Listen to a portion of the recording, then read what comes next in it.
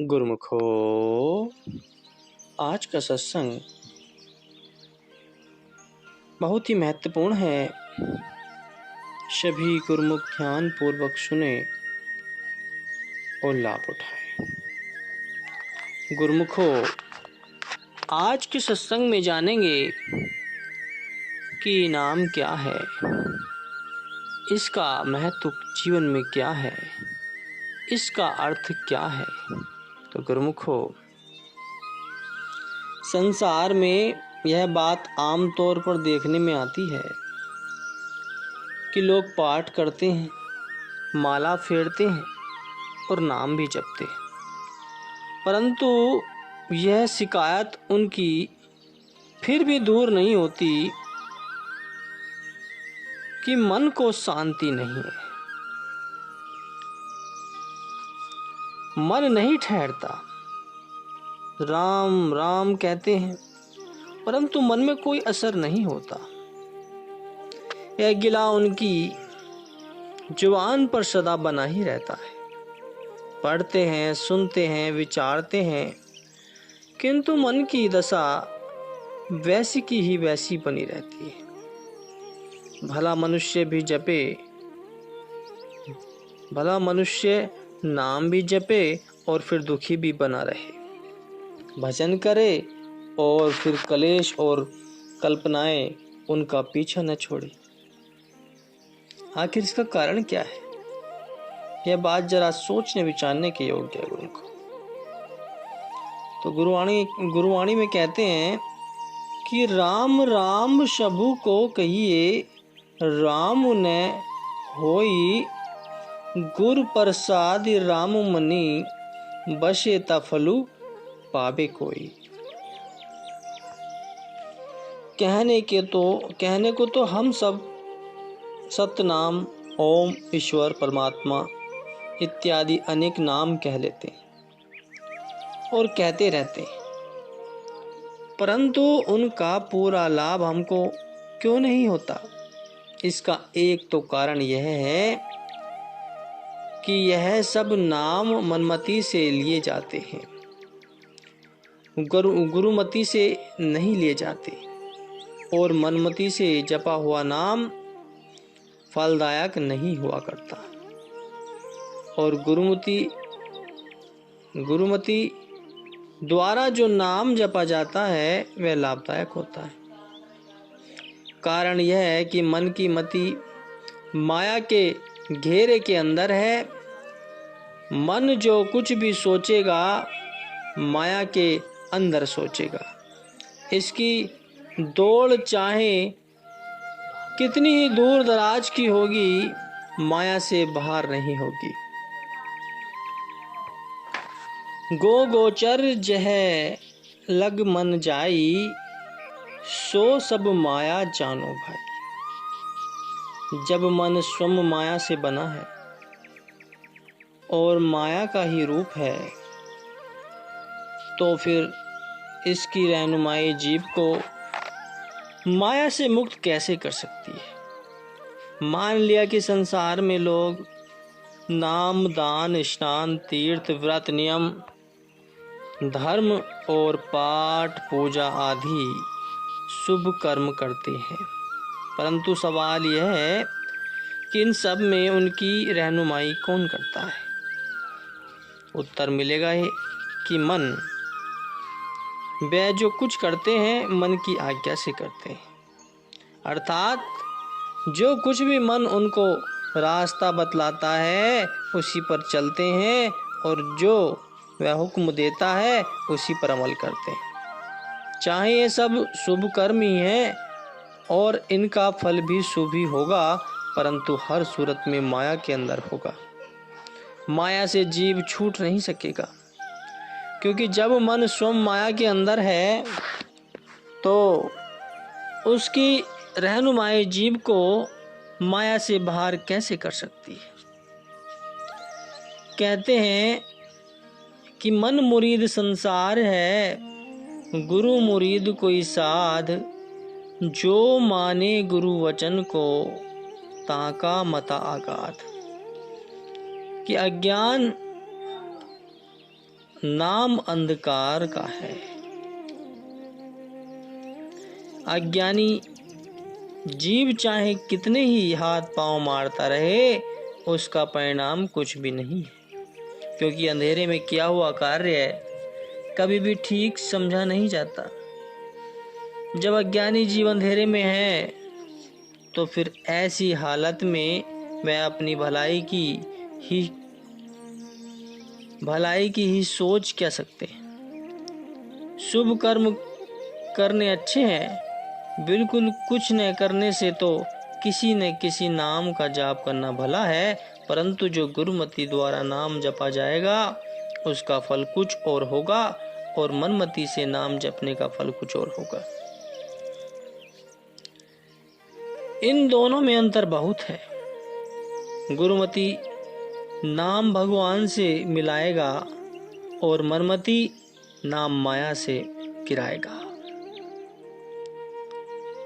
मान लो अगर स्वर्ग का सुख भी प्राप्त हो जाए तो भी कुछ नहीं, क्योंकि स्वर्ग भी माया है।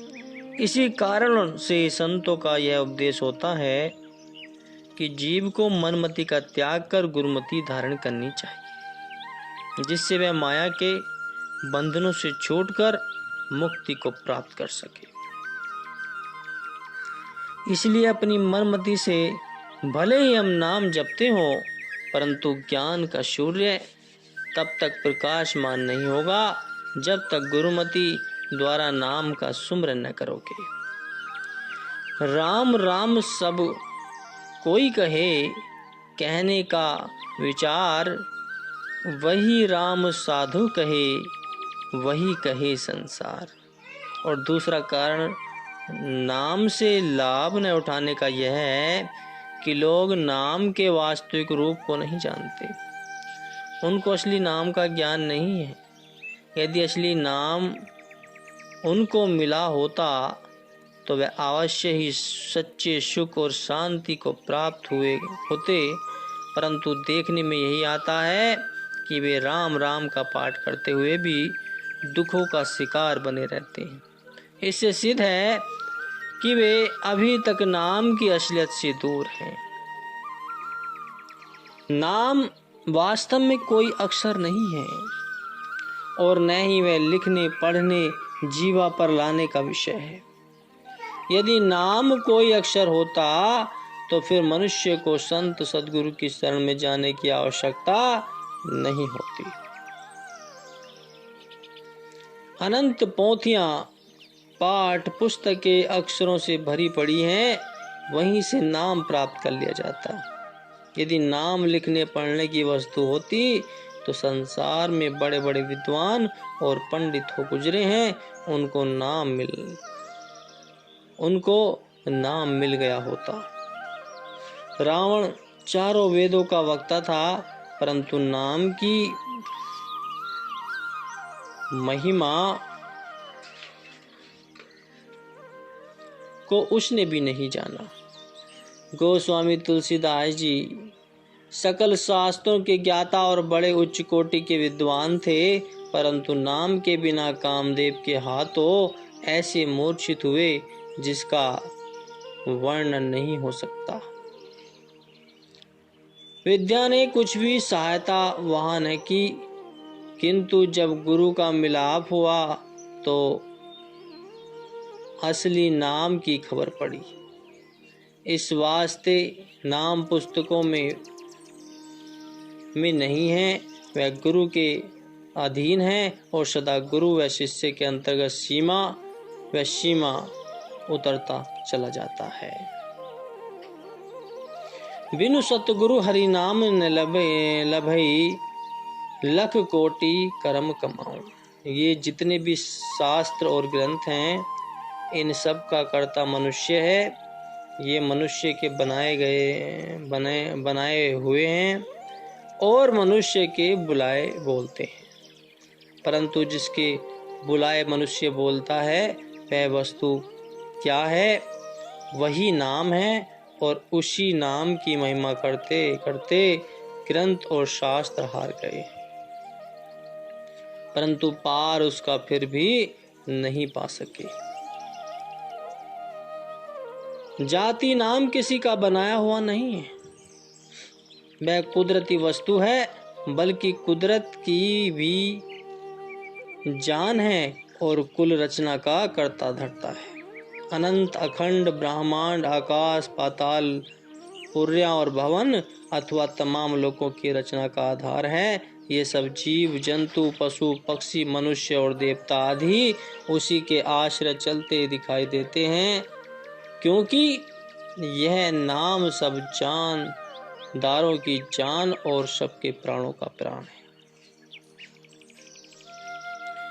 जब नाम खंडों ब्रह्मांडों और उनमें बसने वाले संपूर्ण जीव जंतु को भी शक्ति बख्शने वाला है और सब प्राणी उसी के आधार पर चलते फिरते, खाते पीते, बोलते चालते हैं और सब कार्य करते दिखाई देते हैं, तो फिर वह कलम दवात कागज और अक्षरों या जीवा के अधीन क्यों कर हो सकता है। जाति और नाम में बड़ा अंतर है।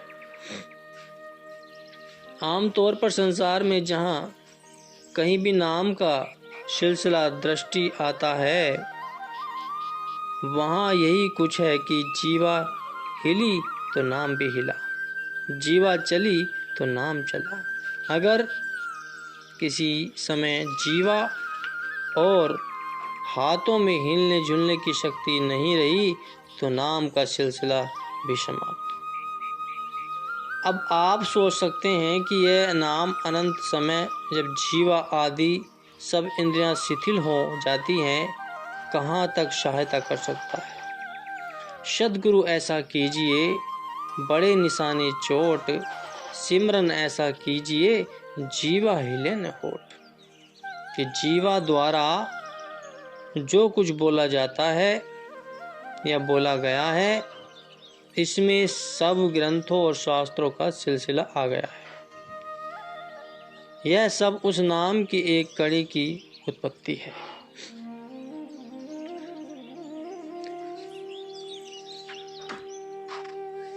गुरु के दिए हुए नाम को जपते समय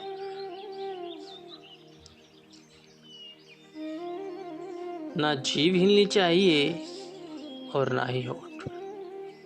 एक शिथिल अवस्था में नाम जप किया जाता है और वही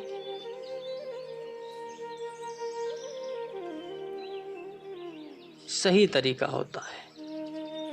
जो जीवा से होठों से नाम को जपते हैं,